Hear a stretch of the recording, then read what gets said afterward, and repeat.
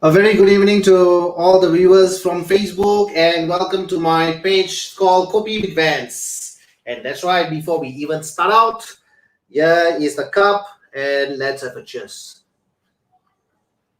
All right, as usual, right, we're going to kick start up.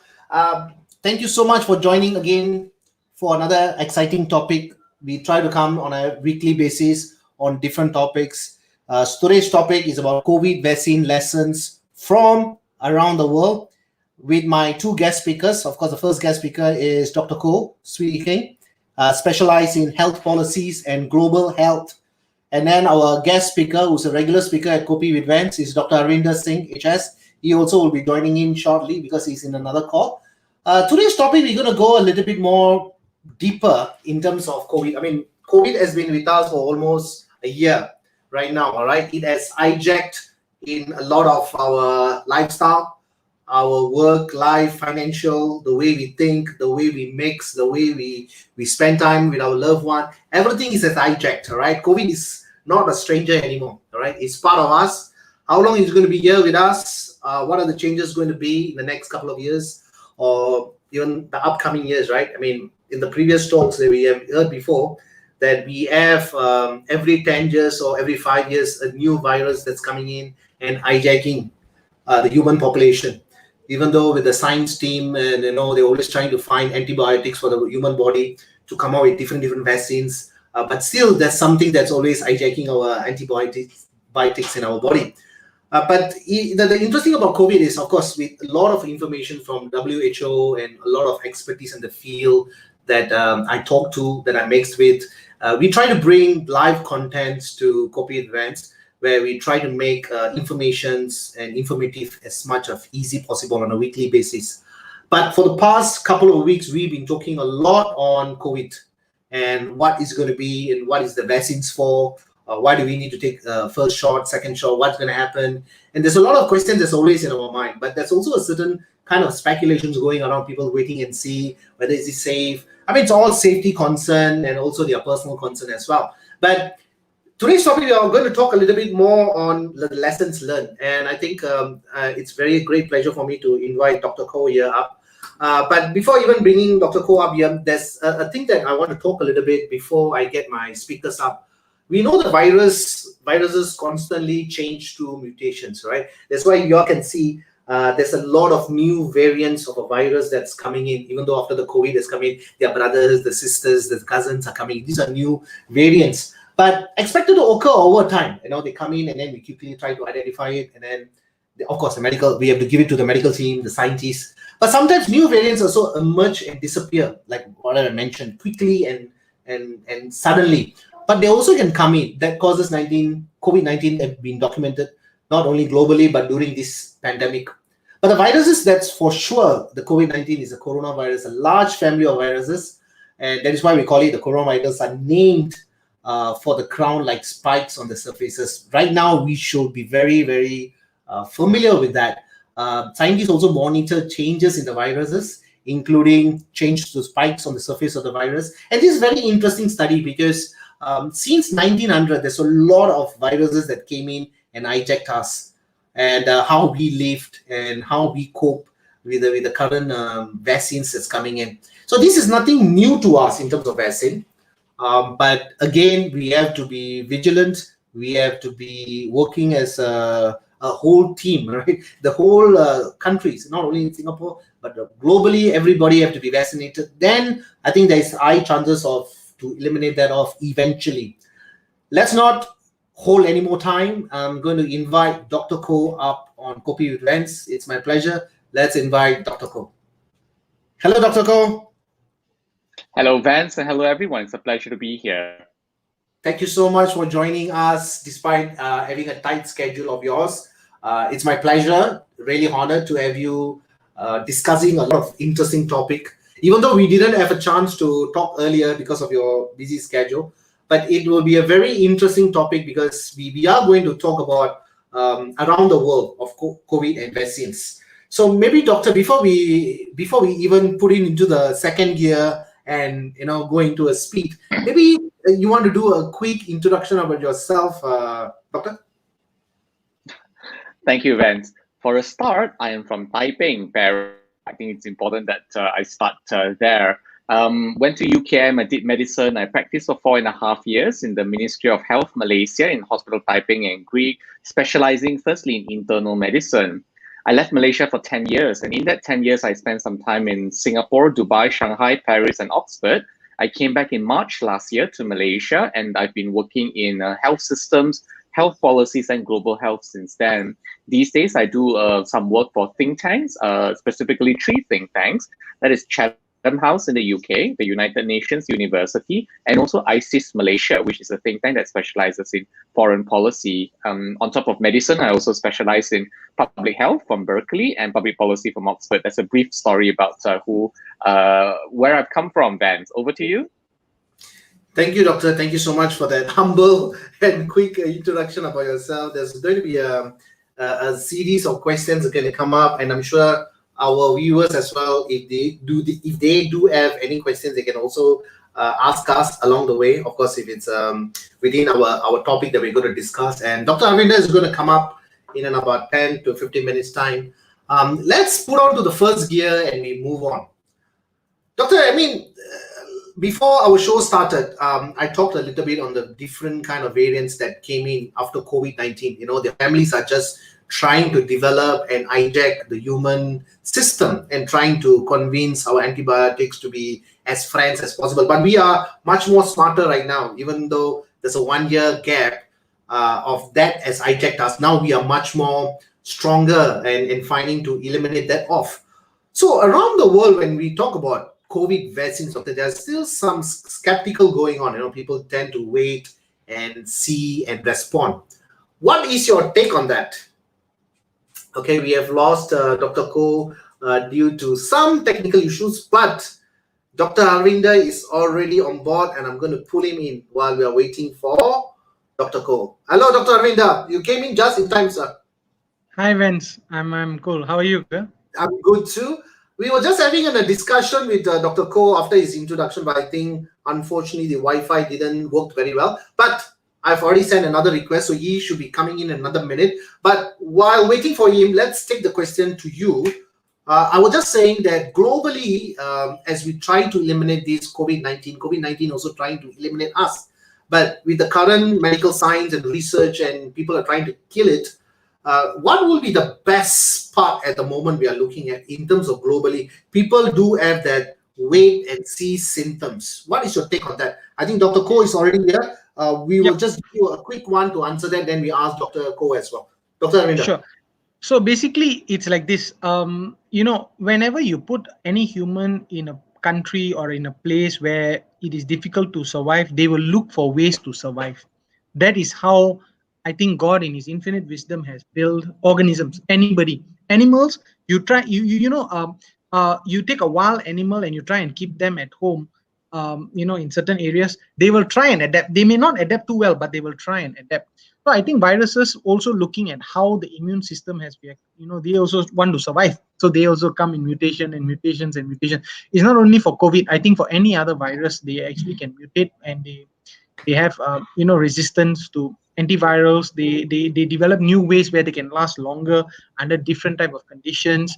So I think humans, at the end of the day, we want to actually, for any disease, you always want to have a treatment or vaccine so that the mutation doesn't happen. Can you imagine if I have the virus here, the virus is obtained and the virus stops here?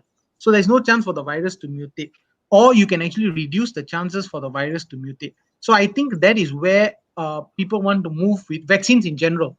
Any disease, you want to eradicate not only your disease which you're dealing with, but also you want to actually prevent mutation. So I think that is the long-term concept which we are looking at. That's my opinion. Thank you, Dr. Arvinder. Dr. Koh, we just lost you. Thank you. Can we just do a voice check? Doctor, can you hear me well? Of course, Vance. Sorry that I was disconnected. All right. So, Doctor, the same question that we're also posing to you, because you are specialized in health policies and global health. but I'm not sure it's only happening in certain countries, or whether the mindset of the human are always concerned about their safety and their loved one, something that is introduced so quickly and so rapidly to be injected in our youth system to, to eliminate that particular thing, not to attack us. But of course, when we say that, any government or any agencies or any scientists will never want to recommend something or produce something that causes side effects. But of course, there should be air. But what is this theory about wait and see? I'm going to wait and I'm going to monitor. If it doesn't affect anybody, I'm going to take it. Is it worth the waiting, doctor? Short answer, Vance, no, it's not worth the waiting. Why? Well, firstly, we understand why people are waiting. They might be waiting because they think, I want to get the better vaccine, that the second generation one. They might want to wait and see to see whether the other people are having side effects. They want to see if it's effective, and there are very, I suppose, understandable reasons why. But we should not wait. Here are very many reasons why we should not wait. Firstly, we already have seen 240 million people around the world receiving the vaccine. So we shouldn't wait, because we can already see that 240 million people have received the vaccines very safely and very effectively. So there's no need to wait for more people to receive it. In fact, the longer you wait, the less likely you are to receive a vaccine that can protect you. Secondly, the longer you wait, the more exposed you will be. More exposed in the sense that if you wait another 3 months or 6 months or 9 months to get the vaccine, it's 3 months or 6 months or 9 months where you're not protected from COVID-19. So let's look at some numbers, right? How dangerous is COVID-19? The answer is very dangerous. So I'll end with these two numbers. 120 million people around the world have had COVID. 120 million people have had COVID. How many people have died? 2.5 million people have died from COVID. These are numbers that suggest to you, or suggest to us, how dangerous COVID is. So whatever little we can do to protect ourselves, the quicker, the better. Over to you, Vance. Thank you, doctor. I mean, it is not a good 2020, but of course, as we did so many things rapidly, because I spoke to a couple of scientists as well. I spoke to a few specialists, and different segments. We talk about the cardio, we talk about the respiratory system, we talk about with the endocrinology. So one thing that I found out, or I discovered that people are actually quite concerned. It's the first time that's coming in so quickly, and if I'm going to take it, what will happen? But like I said, we are in a stage where a junction where a lot of things can go wrong and things can go right. But as much as possible, it's always good, if you have any doubts, always consult your family physician or check with your specialist for certain symptoms that you have. I think that is the best, because I can wear an XL t-shirt, but if I'm going to pass it to Dr. Arvinder, Dr. Arvinder will say this is too big for him. He will prefer a small size or M size. So same thing, one shirt doesn't fit for all. So individual, certain medical conditions, they have to have certain prescriptions or personalized advice before they can actually move on. My next question that I'm going to move on, that I actually got it from another viewer that just happened before, right? Could we stop wearing masks? Since we are going to be vaccinated, can we stop wearing masks? I mean, this is going to be very, how should I say, it should be continued, even though it is not COVID. What is your take on it, Dr. Arvinder? Shall I stop wearing masks? Thanks, Vance. I always believe this. When we look at the numbers of COVID these days, this is actually clouded a lot of things. A lot of people keep forgetting how much of influenza has actually dropped in the hospitals, within the community, after people have started wearing masks. So I think we have to look at this in two possible ways. Number one is, from a public health point of view, after getting the vaccine, which I'm quite sure Dr. Khor will explain in more detail, a person is still able to get COVID-19, but in a very mild form. So when they are actually going to get vaccinated, in a very mild form, they can actually spread it. And if they spread it to a person who is not vaccinated, they actually can get severe COVID, from anywhere from mild to severe COVID. So that is why, wearing a mask is important for that sense. And that is why it's important for many people to get vaccinated. Number two is we have to think about this. We don't know what is the next emerging pandemic or emerging infectious disease that is. There could be another respiratory disease. And if you look at a lot of people who are in the know-how, the way especially infectious disease specialists, they say that we have not heard of the last of any pandemic. We probably are going to have more pandemics in the near future. But can you imagine this? That if you actually were to wear this public health safety measures of masking, physical distancing, hand washing, compliance to vaccines, you are actually doing your bit to actually prevent the next pandemic. Can you imagine that the first person who got COVID, and because they were probably in a cramped place, we don't know. But I'm just speculating. It could be in a cramped place. They could have been in a place with a lot of people. That is how it probably spread. But imagine the time that person was masked and physically distanced with proper hand hygiene. I think we wouldn't see a spread. And that is something which we hope to achieve with the next emerging pandemic or even the next emerging respiratory disease, so that it is contained even faster and we don't have a global pandemic. Of course, we hope that this happens, and for this to happen, you need compliance. And that is why I think, to answer your question, masks, physical distancing, hand hygiene, certain public health measures are probably here to stay for a very, very long time. I don't think we have seen the end of it. Even a lot of people are telling me, it's good lah. Once you all get vaccinated, your doctors, you don't need to use gloves and this. I don't think that is the case. I think we have learned a lot from this pandemic. We will learn more as we go along, and I think it is not only applicable for one particular infectious disease; it will be applicable for many, many to come. Thank you, Dr. Arvinder. We are not going to take away the mask anytime soon, even in the next couple of years. Yes, anyway, it's been preventing a lot of pollution, viruses like flu, symptoms when you cough. I think more hygienic. I think the human population has become very hygienic. They'll start washing hands every regular, sanitizing it. So I think it's for personal hygiene as well. I think we also be able to reduce any viruses that may try to come to us in the near future. Thank you, Dr. Arvinder. So, Dr. Khor, as a specialist in the health policies and global health, what is the main concern that the human population has always been threatened to? Because if you look at it, since 1900, since the pandemic flu that came in the 1900s, the H1N1, the Ebola, and so many we can actually talk about. But is the human population, is this something to do with our antibiotics, or is it that our system is not ready enough to fight? What is your take on this, Doctor? Vance, this is a great question, and perhaps I'll begin my answer with the non-health threats to humanity, or rather Homo sapiens, our species, and then we'll talk more at length about the health threats. There are actually very many threats to the human species, right? Homo sapiens, for example, nuclear warfare. Another example would be climate change. A third example would be global inequality, capitalism, and so on and so forth. So these are non-health threats.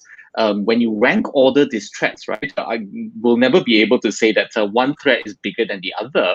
And there is actually a very fascinating unit in the University of Cambridge that's called the Center for the Study of Existential Risk. CSER is an acronym for this particular center. They also study things like killer robots, or rather AI gone mad or gone crazy, alien invasions, loss of bees, meaning no more bees in this world, leading to no pollination for our crops, leading to no crops, leading to no food, leading to hunger and famine.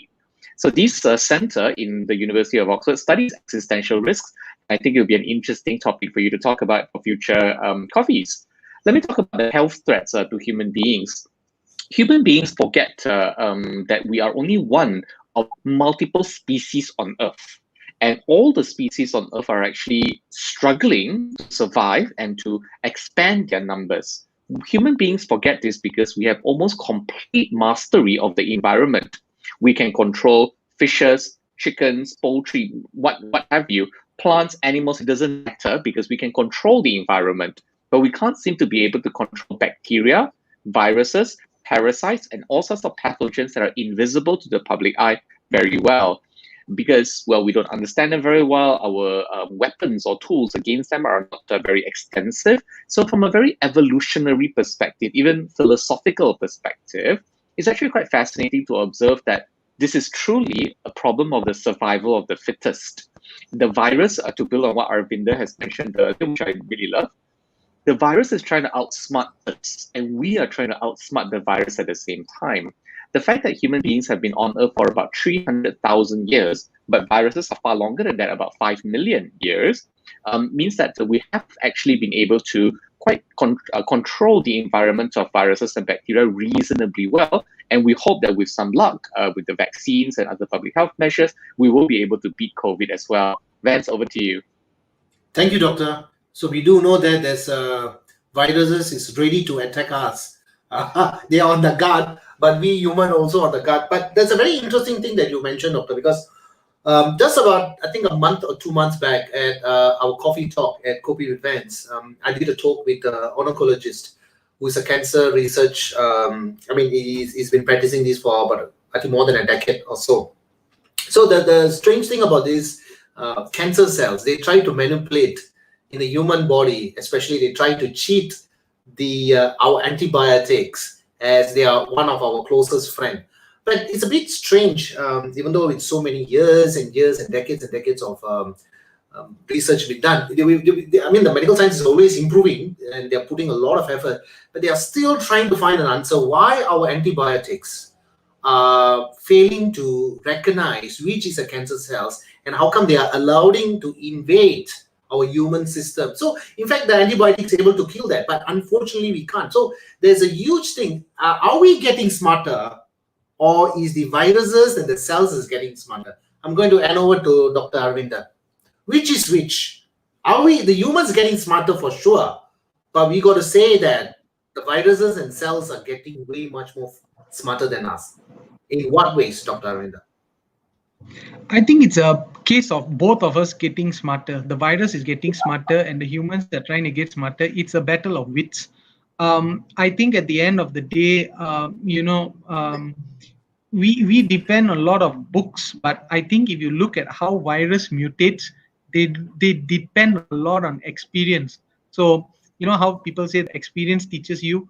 I think books teaches us as well, but the way we look at it, the adaptation of viruses, I think I was on this show some time ago when we discussed this with Dr. Rajesh, and I think, I did mention that for us to actually develop an antibiotic, it takes about 12 years, and it takes 2 years for the microbe or the the bacteria to actually become resistant to that. So it is a battle of wits. It takes some time, it takes some effort for this to happen. I think at the end of the day, it is one trying to outsmart the other. At the moment, I think it's a very close tie with the COVID virus. I think with the vaccines, we are getting closer to winning the battle, but I think we have not seen the last of COVID-19. We will get this pandemic under control with the vaccine rollout, no doubt about it. And that is why we encourage people to take vaccine, no matter what type of vaccine it is. But I think we will look at this in the long haul. I just share with you about Ebola. We thought that we got rid of Ebola. The last case was diagnosed, I think, a couple of maybe about a year or two ago, just before the COVID-19 hit. But now we hear again about certain countries in the African region where Ebola is again becoming a problem. So, it goes up and down. So, like I mentioned, I think it is going to become something like dengue. It's going to become an endemic and an epidemic. It's going to go up and down. But we may not see as many deaths. We may not see as many ICU cases, hopefully, in the near future, if there's no mutations or nothing new which we are dealing with. And with the public health measures which we have obtained, I would like to think that not only COVID-19, I think we would be looking at any other respiratory virus, we will have it better under control. Because at the end of the day, Vance, if you look at our experience with antibiotics, with microbes, or with bacteria for that matter, you will find that the microorganism becomes smarter, and then again we go back to our drawing board. Again, we try to develop something new. But what if we just stop the infection? We don't, like for example, if you know it's a respiratory virus, you wear a mask, you stop the transmission. So why is there a need to actually compete? It is respecting the virus. I know you exist. You may infect me, but I'm doing my bit as a human to make sure, humanitarian wise, to not infect another person. I think at the end of the day, I don't know, that should be a better way of controlling things. I think they call it non-pharmacological therapy. So I think for me that is what works. Thank you, Dr. Arvinder. I mean, Dr. Ko, in our show about 3 weeks back, we have a microbiologist, Dr. Rajesh, Professor Rajesh, who came in. So he acted like a virus. So he was a virus, and we were, interviewing. So there was a very interesting thing that we learned about how these virus things and what they are manufacturing and how they want to get and penetrate into it. The next question I'm going to ask you, Dr. Ko, is are we able to prevent any more viruses, new viruses to come by in the future? Is it possible for us to avoid it? Short answer, no, Vance. For several reasons. One, there are simply way too many viruses in this world. Many of them we haven't even found or we can't even discover. And there are viruses waiting in what we call reservoirs. Reservoirs meaning they are resting or rather incubating or present, whatever word you prefer, in bats, pangolins, wild animals, civet cats, so name your wild animal. And they're just waiting to mutate to such an extent that they can jump the species barrier. That is the job description of a virus. The job description of a virus is to replicate as quickly as they can. So there are this countless number of viruses out there. I'm not even able to give a guess as to how many events, but let's call it in the order of tens of thousands, maybe hundreds of thousands, maybe even a few million viruses out there. So it's just a matter of time until they leap the species barrier. COVID will not be the last pandemic that we will see. But there are things that we can learn. It's not all bad news, shall we say. Today I was reading an article. It was a very good article that talks about how the the vaccine for COVID today is for single strain. And at some point, the science could be able to come up with a pan-coronavirus family vaccine. What we mean is you get one shot, and you're protected against all coronavirus strains and possible mutations for X number of years. I mean, this is obviously not a promise that any scientist will ever make you because we don't know the future simply. But whatever research that we have done the last 1 year has been extremely impressive. We should really leverage that scientific progress and achievements into having some sort of a pan-coronavirus vaccine or some sort of a universal coronavirus vaccine as well. Well, coronavirus is only one family, frankly, and there are multiple other families in the kingdom of viruses. It will be a gold standard. We're not going to achieve this gold standard in the next 10 or maybe even 20 years, but it'll be something for us to aim towards. One vaccine that can cover 90% of all viruses because we've unlocked the most common denominator or the most common component for the virus. Vance, that's my say good news, bad news answer. Over to you. Thank you, Doctor. So it's a mixture of both, a mixed feeling, You can't be happy about it, you can't be sad about it. I mean, that's life. We have a huge a concern in the population right now. Of course, people are trying to recover. I mean, of course, I would like to say it's not weaker, but the elderly, if you have certain medical conditions, and of course, it has claimed a lot of life globally. People are, lost a lot of loved ones, and the most emotional and the saddest part is people can't travel. A lot of people that are connected with, they can't travel because their loved one has passed on because of COVID, because of travel restrictions and so on and so forth. So I think it is one of the biggest pandemic. I mean, as a human population, we have faced. Even the H1N1 also didn't seem to be a huge problem, but that was actually under control quickly, and not that these kind of travel restrictions and social distancing and so on and so forth. But that's not the whole problem we are talking about. And leading to that, something bigger that is also has happened, which is psychologically, a lot of people are going under depression. A lot of them going into anxiety. And I mean, of course, there's a lot of things that we can talk about: burnout, emotionals, and so much of things that we all have seen before in our field. But I'm going to ask Dr. Arvinder, apart from COVID doing its damages to us, we are trying to keep it controlled with vaccines that's coming in with 1 shot and 2 shot. That's going to ask to Dr. Ko about, that the later part of the question. But now to you, Dr. Arvinder, we know that because of this pandemic over 1 year, loved ones are not able to meet overseas. There's a lot of things that you can't go on a Friday night and party with a beer or wine, hugging each other. All those stuffs I think have to stop for a while, or maybe longer than what we should be expecting. Where is the mental health going, or where is it heading on if this thing persists for another 1 year?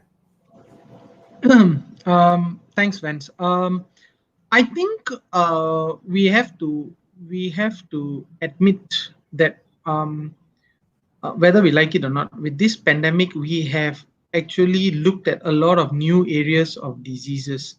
I think in the place of medicine, we have seen during this pandemic, maybe public health, the way public health is, the importance of public health has come up. And the other thing is, I think, mental health. I think during many lockdowns, especially in the US, we have seen many studies coming out. And because I do a lot of research on anxiety and also on mental health, you can see that a lot of people have come out suddenly becoming anxious. People with anxiety not knowing that they had anxiety becoming worse or becoming apparent. People with already living with anxiety, diagnosed anxiety becoming worse, and people without anxiety getting anxiety. It's just an example. There are many other spectrums of diseases. We have also seen spouses unfortunately facing domestic abuse. So I think mental health within this pandemic has not only amplified what mental health is all about and what we actually have been seeing in the past. Maybe it was not well known, but I think it has also increased a few other conditions like anxiety. I think as the pandemic goes along, you will find some resolution, but I can safely say that from my psychiatric colleagues from various hospitals, we have actually seen, I think, doubling of the number of cases, patients which are coming in for mental health disorders. And I think that it is not entirely due to the pandemic. I think it is because of awareness which has gained. I think the time spent at home, a lot of people have started reading, they started listening to a lot of shows like your show for that matter. And I think there's a lot of awareness which has been raised, and we see that a lot of people have been, I mean, mental health has been getting its limelight, and probably that is why we have seen a rise in cases. And I think we have not seen the last of it. As I've mentioned in the past, the pandemic will subside, but I think the mental health and the trauma which has been caused by it will be there for some time. And I would rather encourage people who think who have mental health issues to please get help immediately, because the faster you seek help, the better outcomes we see at the end of the day. Thank you, Dr. Arvinder, for that particular topic that we talk about, because we do see a lot of cases that lead to anxiety, anxious, not knowing what the future will be is already scary enough to scare someone. And with the COVID, people are just breaking down. And so quickly, it's now, in the past that we talked about physical strength, grow your muscles, be fit, able to run. But right now, it's important. But right now, this is important as well. Train your mind, be stronger, more fitter, be healthier. Do not go into the path where it causes a lot of stress and overworking, burnout, and so on and so forth. So I think we need to find solutions there as well. We know that's also a problem. But Dr. Ko, the next question that I would love to ask is, of course, there's 2 vaccinations that is apart from first and then the second. There have been some questions that people are asking, hey, why can I just have 1 injection, 1 jab, or 1 vaccination and we call it off? Why do we need to have 2? what will the procedure will be? Why we must have two instead of one? Doctor, you got to unmute yourself. Okay. Here we go. Sorry. Thank you. Well, I'll begin by saying that there are some vaccines out there that are single dose. For example, the recently approved Johnson & Johnson vaccine, the CanSino Bio vaccine from China as well, are also single dose vaccines. So hopefully we will get the ideal vaccine, which is single dose, temperature stable, very good safety and efficacy level with long-term immunity protection, and is cheap. The bonus can be administered orally or nasally for about, I don't know, maybe 1.5, 2, 3 years, maybe away from such a perfect vaccine. And if you recall, I also spoke about the possibility of a universal vaccine against COVID. So hopefully we'll get there at some point. But let me set all that aside and answer your question, which is, why do we need 2 doses? That's because the human body's immune system works whenever you have a repeated dose. So let's think about it this way. You're trying to read, let's say, to understand physics, for example. You want to memorize the concept. So it'll be easier if you try to memorize it twice. So you take 2 examinations for you to remember a physics concept or a mathematics concept or any concept that you prefer. The point I'm making is repetition helps you remember better. When we give 2 doses to the immune system, the first dose will teach the immune system, this is the virus. But the second dose will make sure that the immune system properly remembers that this is truly the virus. So essentially, this is training the immune system to have a much stronger response. Then thirdly and finally, there are some vaccines out there that require 3 doses. For example, measles, mumps, and rubella requires 3 doses. Diphtheria, pertussis, and tetanus also require 3 doses. So hopefully we'll get to a point where we can reduce from 2 to 1 dose for the COVID vaccine. But the reason why we need 2 today, most of the vaccines have 2 doses, is so you have a very high immune response. Thank you, Vance. Over. Thank you, Doctor, for that great explanation in a very simplest manner. And I think very scientific. It's just basically repetition, and also to make the body understand the antibiotics to be more stronger. Great explanation on that. So let's go into Dr. Arvinder. So Dr. Arvinder, there's also been few questions that's coming in people's mind. They have certain allergies. Some are worries that, hey, you know what, I got an asthma. Can I get this vaccine? Will I be having any breathless and so forth? So for these kind of questions, I mean, like what we talk about T-shirt, right? We can't fit everyone with the same shirt because of certain medical history or certain conditions or certain medication. What will your advice be when someone is being made an appointment for a vaccine? What they should do? I mean, of course, best is to talk to the doctors only, not to to someone who is not even a doctor. But what is your take on this? So let me just talk about the general vaccination, how we normally do it. So basically, we always ask them, do you have any allergies when you had any vaccination shot? Let me just give you a simple example. We normally administer the influenza vaccine yearly to people who want to be to be vaccinated, or some people who are going to certain countries, so they actually will have to get vaccinated. So the first things we ask them is, have you actually developed any allergies, or the last time when you took the injection, was there any other issues? Did you get any fever? I mean, normally we start with the very basic things. You get mild pain. Do you have mild pain? Do you have fever? Did you get any cough or flu symptoms after that? And most of the time you hear the answer is no. Why are people harping on I would say side effects of the vaccine and all that? As Dr. Koh has rightly mentioned, there are so many people who have been vaccinated, and correct me if I'm wrong, I think there are only about 10 or 11 per million people who develop some allergies. That means severe allergies. And if you look at the data, which some studies have shown, these people did not actually disclose their allergies before. So they were actually allergic to something which they had not mentioned.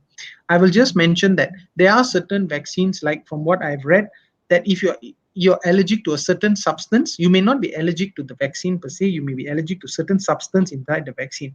I'll give you a very simple example. Some people, when they eat chicken curry or fish curry, they don't have any allergies. But when they eat chicken soup or fish soup, they actually get allergies. So let's think about it. They say I'm allergic to chicken. Okay, let's say you're talking about chicken curry and I'm allergic to chicken. Cannot be. Have you been eating chicken curry in the past? Yes.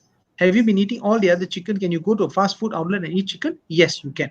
So you're not allergic to chicken, but you must be allergic to something within the chicken curry.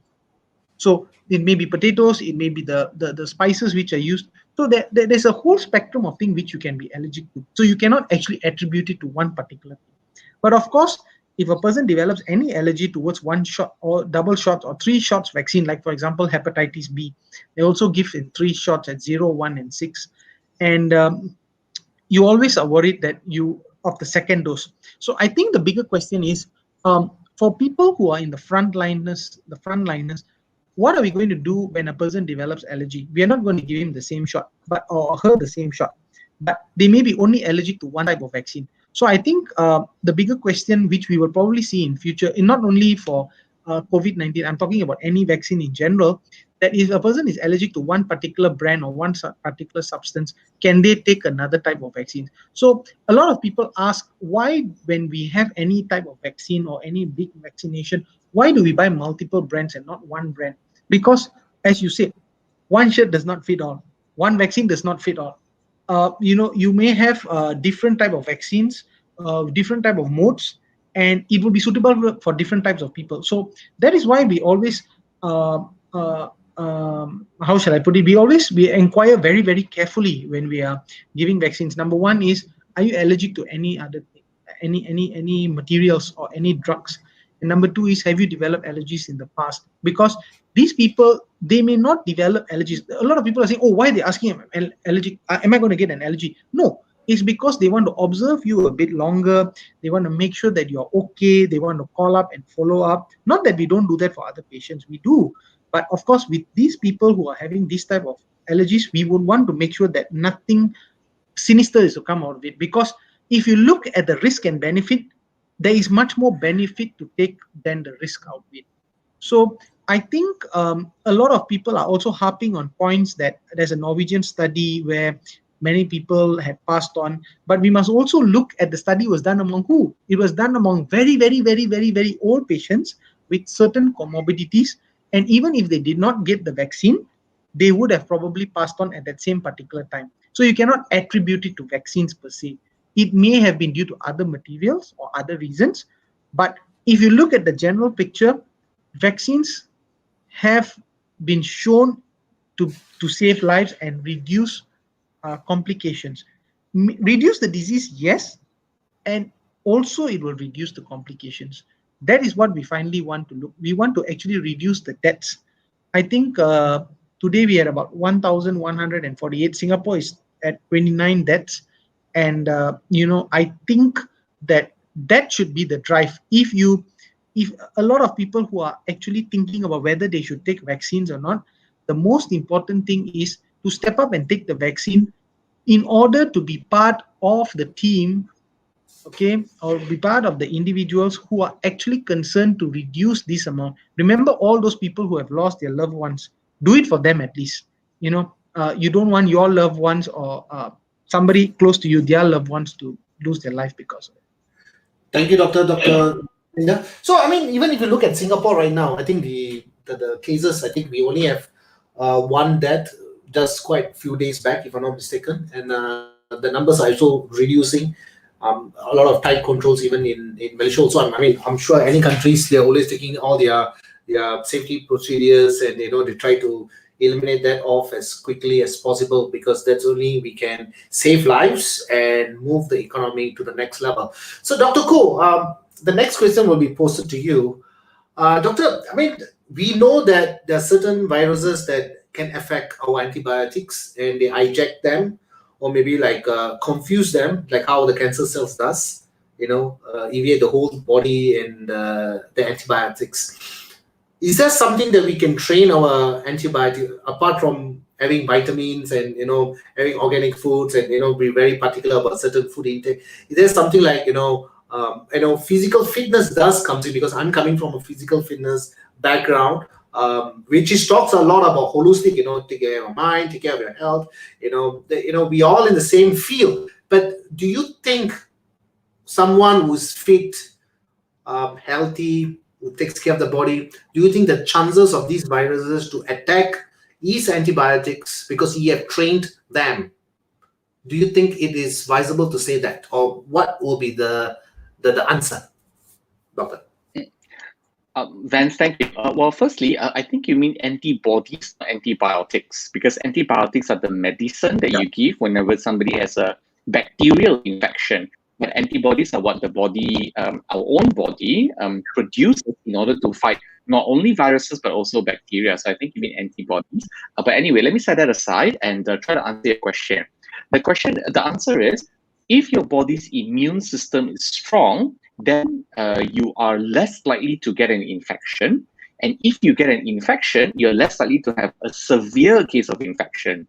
So let's compare person A and person B. Person A has very strong immune system, very healthy, generally exercises, eats very well, gets enough sleep, which are standard things that you need to do to take care of your own body.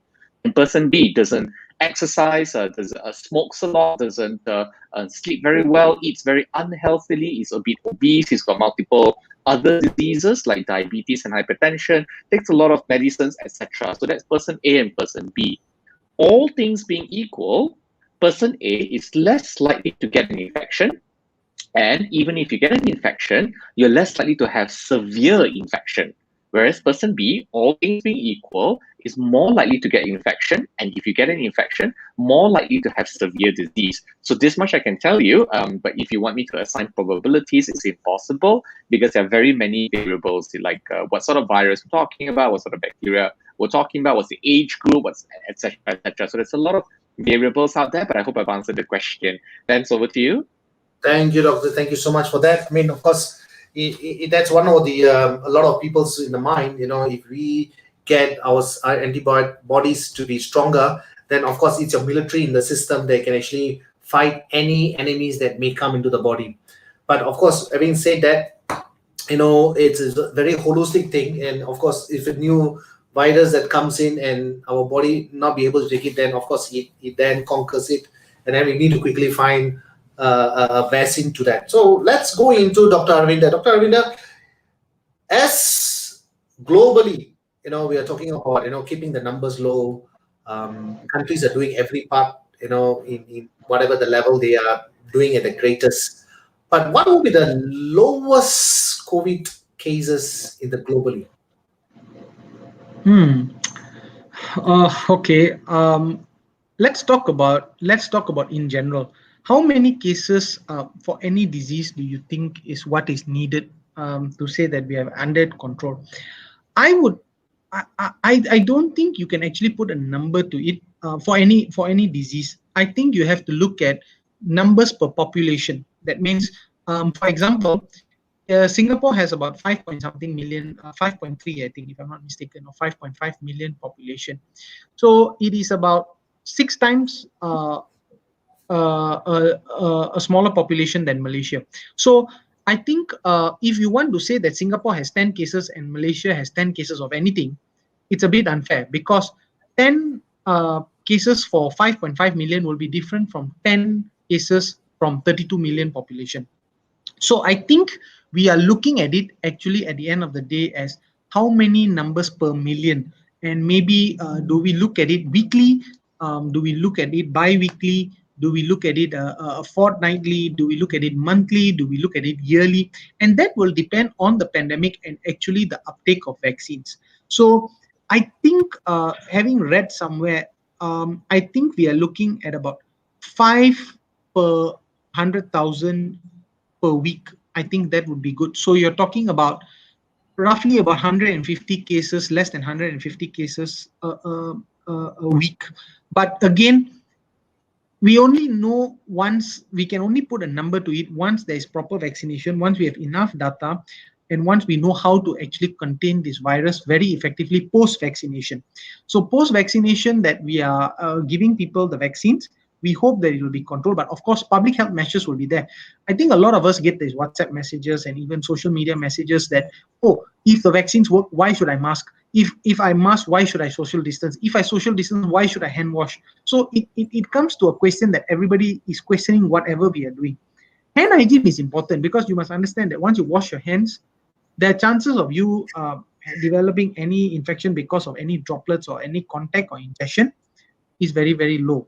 But again, why do you still need the face mask? If you look at research done, every bit which you do reduces the virus transmission even more. You wash your hands, virus transmission drops.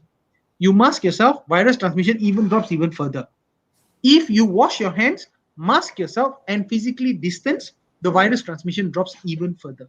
But again, you must ask yourself, so if that all works, why do I need the vaccine? You still need the vaccine. Picture this.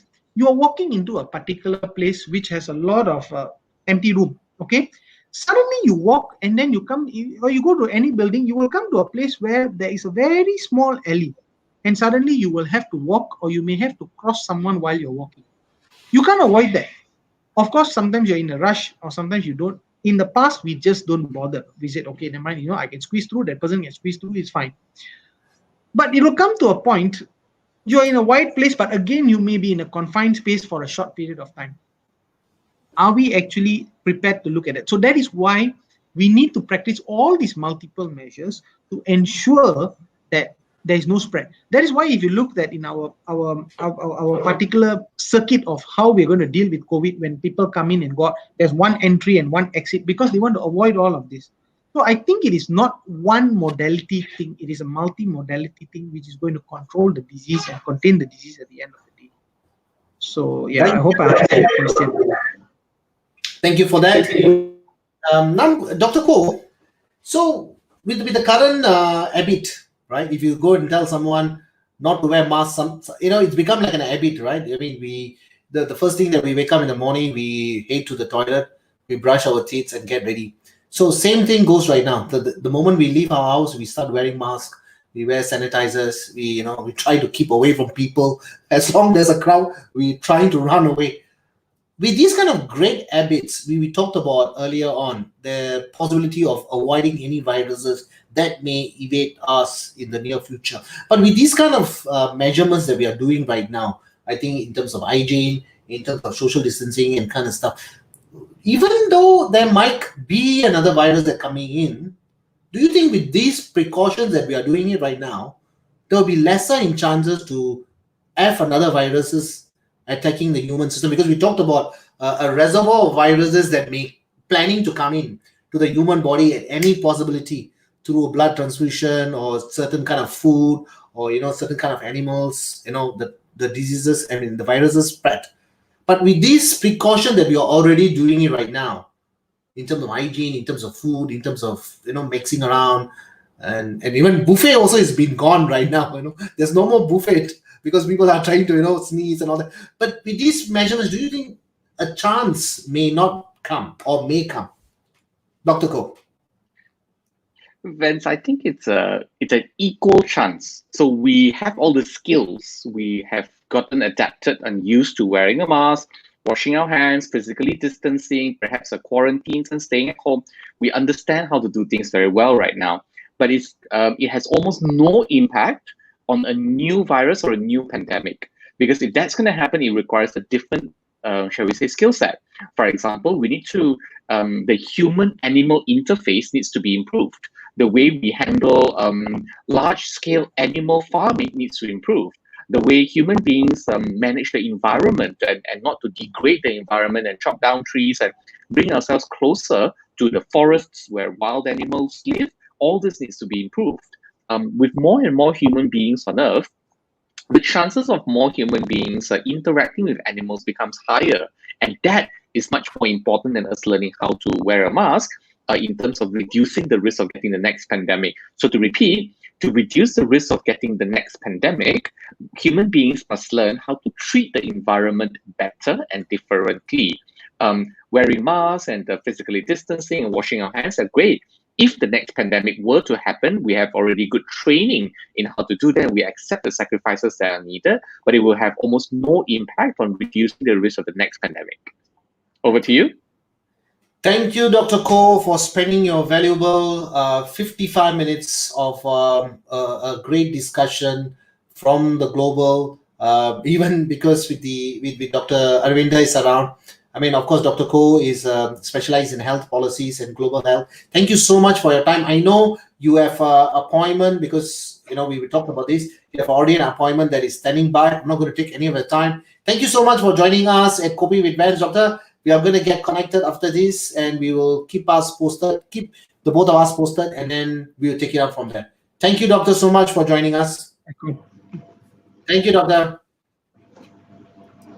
All right, so now Dr. Arvinder is in the house. So the rest of the questions that we can ask Dr. Arvinder. Arvinder is the statistic doctor. He always like to talk about statistics in terms of proven research done. So, Doctor, Dr. Khor with us for the past 55 minutes. We have about another 10 more minutes. So for our viewers who are right now tuning in, just coming in as well. So if you do have any particular questions, please post it because we have another 10 more minutes before we call it off for the day. So, Doctor, now we will come into the next question that is asked by Carol. Will glove, mask, and sanitizers go absolute after the vaccines? Which I don't think so, but Cindy's question. Like I said in the past, I think we can't say that gloves are going to go. You see, a lot of people are coming and say, you read newspapers.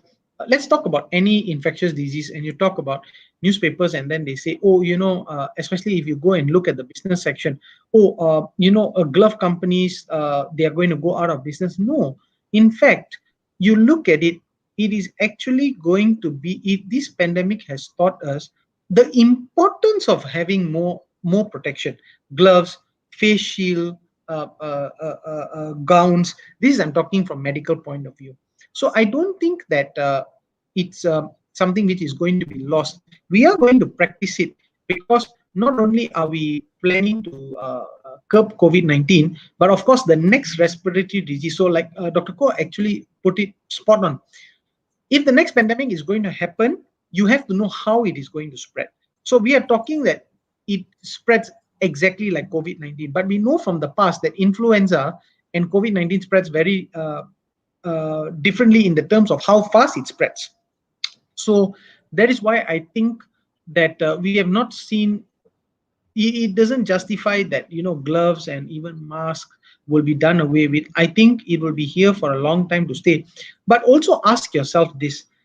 After we were asked to wear masks, after we were asked to physically distance and wash our hands with all the scrubbing that is going on, ask yourself, how many times have you had the flu over the last one?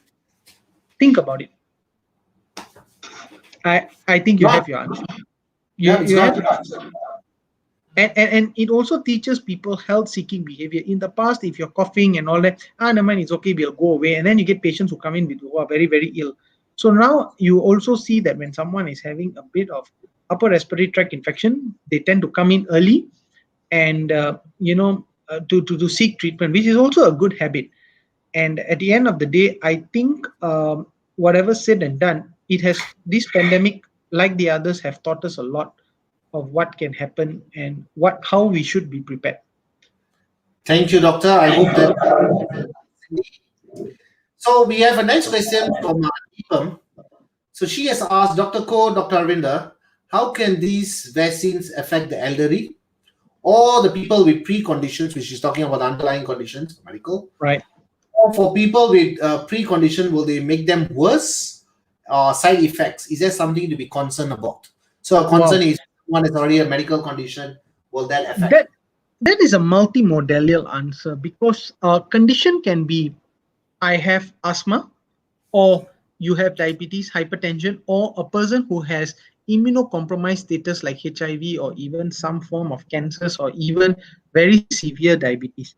So like I mentioned in the past, the reason why they don't put all their eggs into one basket by purchasing only one type of vaccine is because certain vaccines respond well for certain individuals. I'll give you a very good example. If you look at, the best example would be with the current pandemic at the moment.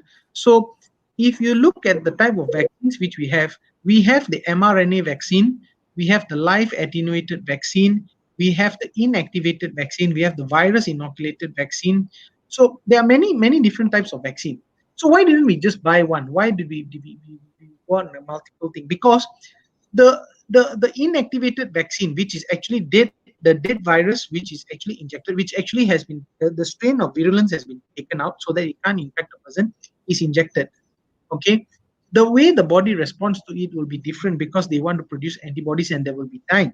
Now, if the same person, if a person who is going to take an mRNA vaccine, they may respond differently. Let's take a severe diabetic. That means very poorly controlled sugars always 20, 30, 40, and there are people like that, or people who are immunocompromised like HIV patients, any patients on chemotherapy. You would give them a certain type of mRNA vaccine, they may overtly respond or they may not respond at all. Don't get me wrong, they may be on either end.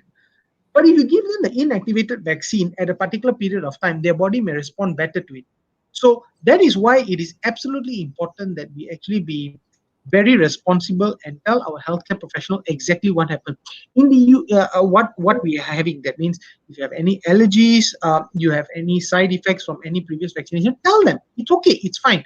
They will decide which one is the best to do, and they will tell you okay whether it is suitable for you to be vaccinated. Most Dr. of the Arvinder, suitable I reaction. will stop you here. You just got me reminded. You should never tell lies to three people: to your doctor, to the lawyer, and to your spouse. Very good advice. Do you agree with that? Yes, and I will just be very honest with you. Certain clusters which we have seen here in certain countries, you can see that the spread has happened because the patient comes in refusing to disclose to the doctor that they were exposed to a particular patient who was infected.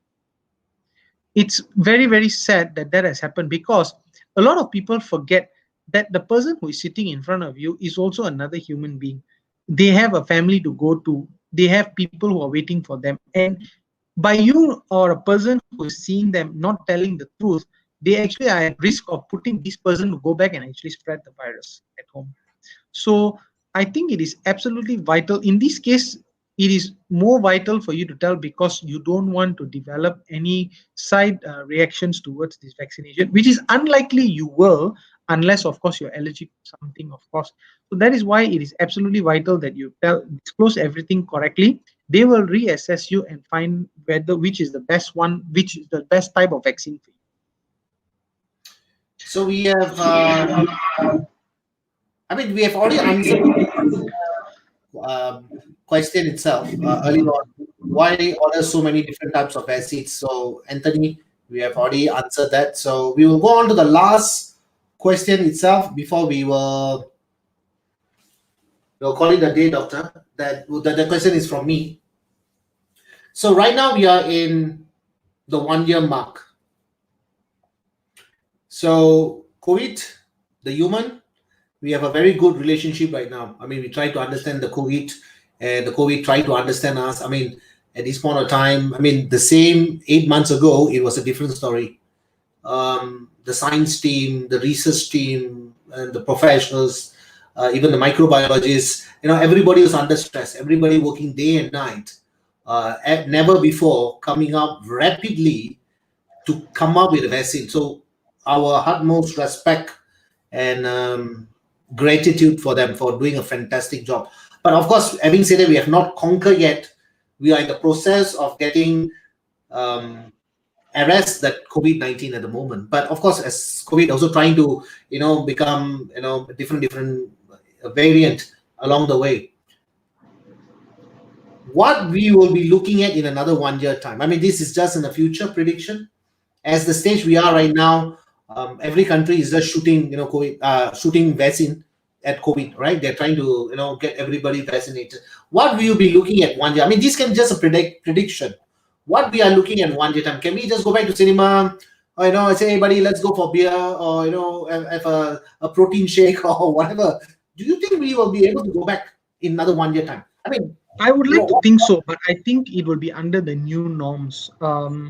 I think we may see the reduction of closed areas, meaning to say, restaurants in a closed area concept, or there will be very limited seating in a closed area concept. I think an open air concept will be more acceptable, not only for people who want to dine, but I think from a public health perspective, you will actually find that there will be more, it will be more receptive for people to actually go to open air areas. I think I think life as it is would, I would think will change. But I think we will go back to a near normal with the practice of new SOPs. So I keep stressing that things like masking and all that, I think we have not, we won't see the end of it. But of course, we have come to a point where I think we have to accept that this is going to be on long term. I'll also just go backtrack a bit on two things which you have mentioned. The new types of vaccines, and the other type was why do we actually have different types of vaccines? You must remember that when any country, and I remember Singapore when they were ordering the vaccines very early on, you actually don't know what is the exact date that you will actually get the vaccines. I think it was a rush against time. So a lot of countries, they put multiple orders for different places so that they will be able to receive the vaccines and start vaccinating their society.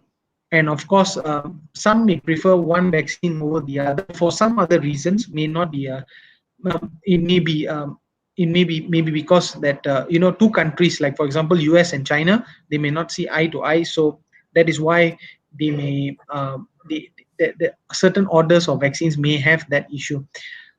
So I think that is why at the end of the day we decided to put multiple orders, because certain vaccines they have quotas, certain vaccines they don't have quotas. So I think the certain quotas where they make sure that every country has this particular vaccine. So that is why we have spread out everything so that the vaccination process can start, but of course it will be done in phases.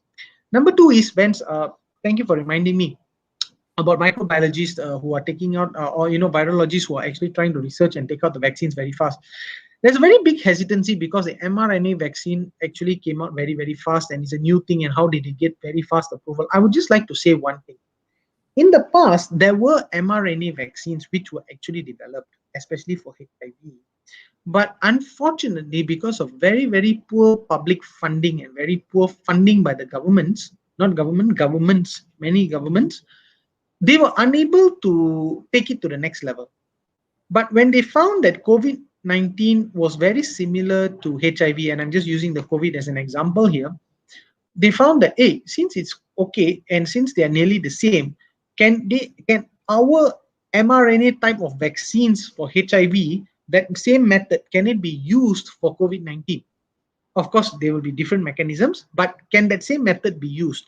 So when they used, they found it effective. But of course, as we know, that these vaccines have to be kept under very, very I would say, and sub-Antarctic temperatures, minus 70, minus 20, minus 50, you are hearing about that.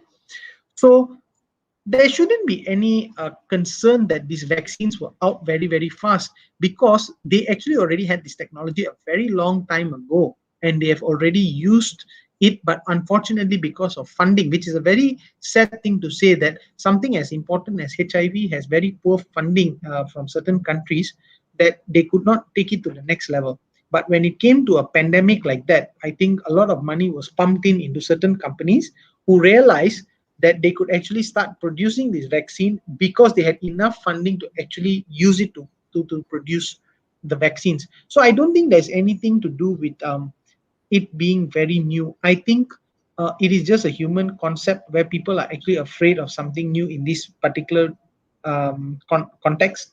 But there is nothing to be afraid of, because it has been used, it has been tested long enough. It has all the vaccines which are procured even by Singapore or Malaysia has been already tested. They have already looked at short-term and intermediate long-term data. I think there is of no concern. I think we should all be sensible enough and say, let's take the vaccine, because we have to be part of a bigger picture here. We have to be part of the safety of the country. So Vance, I'm very sure in Singapore, a lot of y'all stepped up, took the vaccine, because not only is it important for yourself, it is important for Singapore as a nation. And I hope that it happens in Malaysia as well. Many Malaysians who are on 50-50 thinking that, should I take the vaccine or not? After hearing what we had to say, and that there's no they're very funny. A lot of people say, oh, they're trying to inject a microchip into me. Think about it. We all have one of these, right? We all have one of these. This can actually track you. Why do they actually need to inject a microchip into you to detect you? It's nonsensical. I think it is just unfortunate that such theories have emerged, but people have forgotten that there is a lot of science behind it, and that is what we should be focusing on. And we should embrace the amount of science which has come up because of this. We should be happy that there is a new type from people not getting funding to be able to do vaccines in the past, now are getting funding to do vaccines, and they can actually see the outcome of it, and there's more reception. So next time, I hope with this type of things, when they see the mRNA vaccine, they will actually start to fund the HIV vaccines, which will actually help us. I don't know what type of vaccines they are, or whether it's for HIV people or to prevent HIV, I'm not sure, but at least it will have funding, and that is how we can only progress as humanity goes along. Thank you, Dr. Arvinder Singh HS, for going through with us on all these questions. I think we have taken many questions today. Today was more like a Q&A that was posed to us with Dr. Swee Kheng, specialized in health and policies, and also the global health, together with Dr. Arvinder. Thank you so much for joining Kopi events. I think we come to a season where we talked enough about COVID. We talked about understanding. We talked about the interesting topic was Professor Rajesh, because we interviewed the COVID itself, how stubborn and how adamant he is as a virus. He behaved, yeah, and also as a microbiologist, how he will counter effect. So it was a very great discussion on COVID. Many weeks we have spoken about this, and we went in depth into all kind of areas, right? And what we learned, one thing, that we are managing it well. We got to say that initial stages is a bit scary. I got to say that everybody wasn't sure what the future will be. Even some are still up, but without getting vaccinated and keeping it all under control, we cannot move the economy. If we don't move the economy, and then eventually it will have a bigger turmoil to every one of us, because eventually it's just like a cycle, right? It will come back. So I think we have to first take care of our human population, and then followed by putting the food on the table, or even getting the economy run up, and everything have to go back to normal. We can't be in this stage. So I think we have to give appreciation to all our governments, even in Singapore, in Malaysia, in every other countries as well. They're doing their utmost, and also to the medical field, doctors like yourself, Dr. Arvinder, Dr. Ko, Dr. Rajesh. We have so many experts, professionals who came on top of our Kopi events to share their views. And I want to send a special thanks to you as our regular Kopi with fans, in-house speaker, who are coming very regular on a different topics. Thank you, doctor, so much. Is there anything that you want to say before we call it off as a session today? I got 3 messages. Okay. Take the vaccine. If you still have any doubts, take the vaccine. If you're still unsure, take the vaccine. That is the most important thing, because trust me, your decision of taking the vaccine, if you are actually permitted to do so, in the sense that it will not cause any harm to you because of your current conditions which you're having, you are definitely going to be a national hero. This is the part, and this is a chance for everyone, however old you are, however young you may be. Of course, currently the vaccines are only approved for those people who are above 18, but this is your chance to actually show that you are much more than yourself. You are a country person. You are a person who loves the country. Step up, take the vaccine, help us defeat the virus. Then we can all go back to our normal lives with the new norm. I would say the near normal. I don't say normal lives. I would say near norm. Of course, I am very sure a lot of Singaporeans are waiting to come back to Malaysia. I, for one, am actually waiting to go back to Singapore and go back I attend a lot of talks in Singapore, and I give a lot of talks in Singapore. A lot of people look at me and say, "Hey, you're Singaporean. I see you here quite often." I say, "No, I'm Malaysian, but dual. No, lah, Yeah, no, the lah." other way around. You know? Yeah, but I think we have to look at, um, when we say that we want to open up the borders, it is not only for economic. I think it's also for information transfer. We get a lot of information from Singapore as far as technology is concerned. Medical field, their latest technologies that come to Singapore, they invite Malaysians to go over. In fact, when we have certain things here, also we invite the Singaporeans over.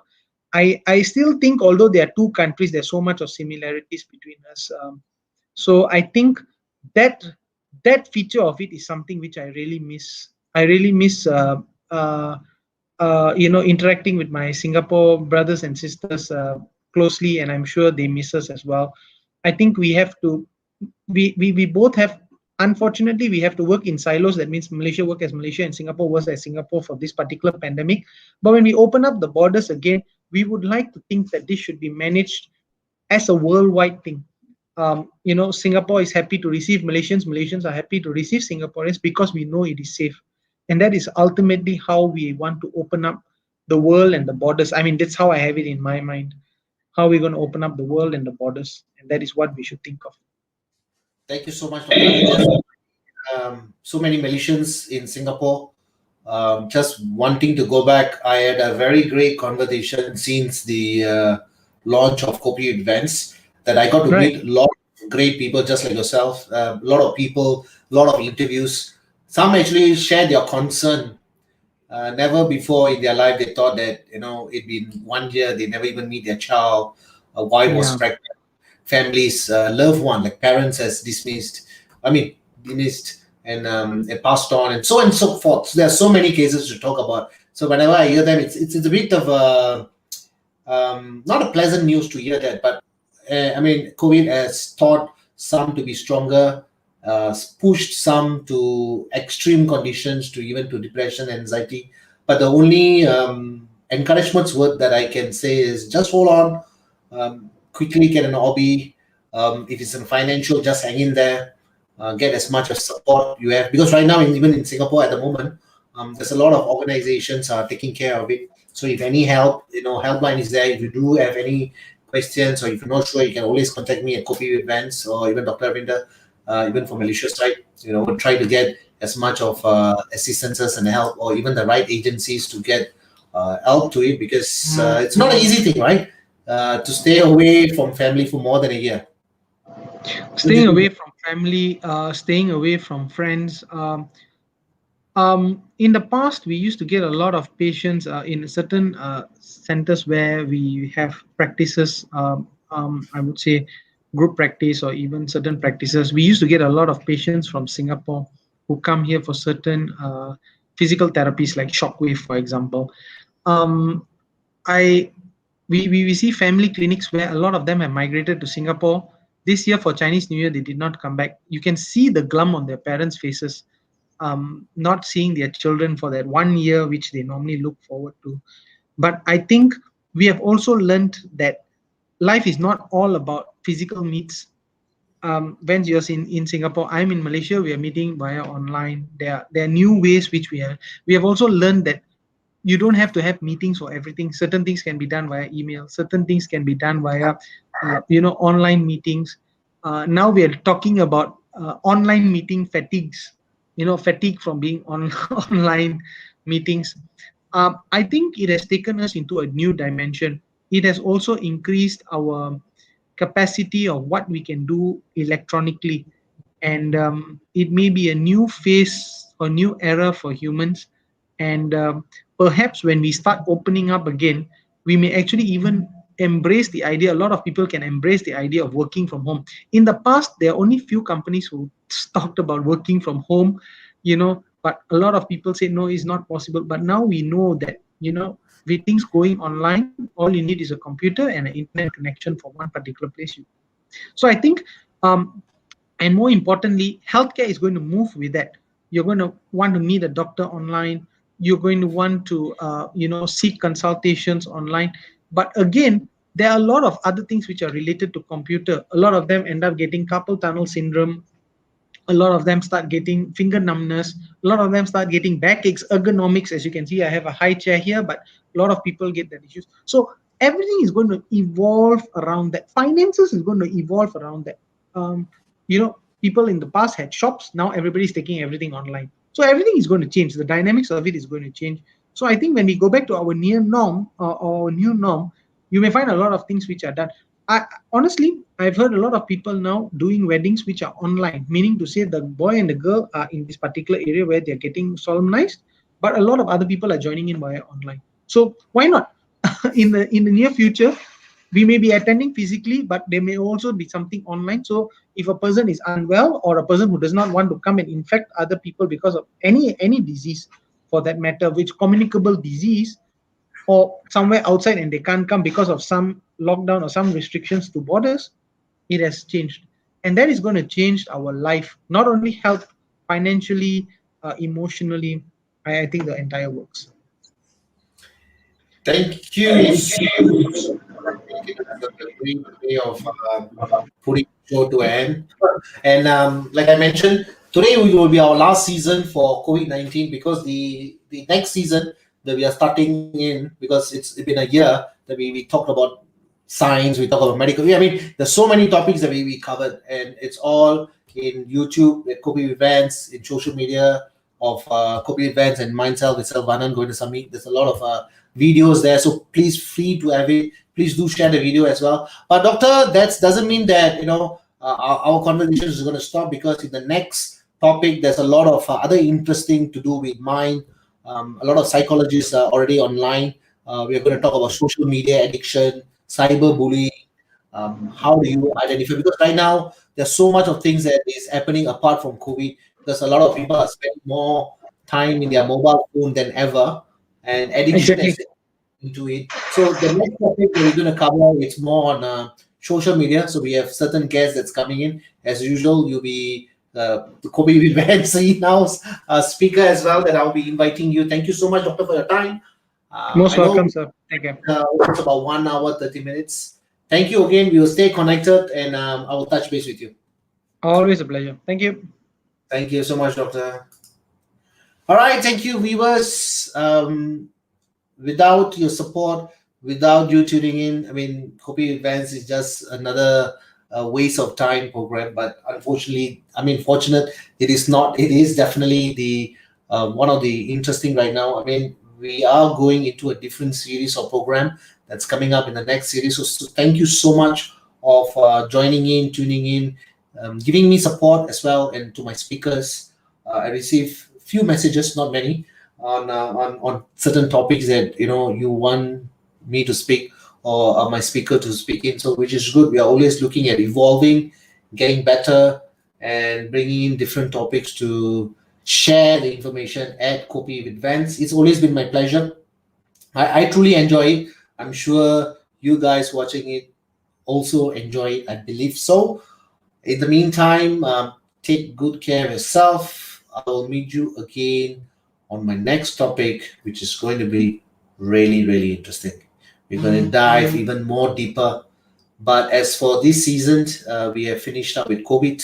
So COVID is history.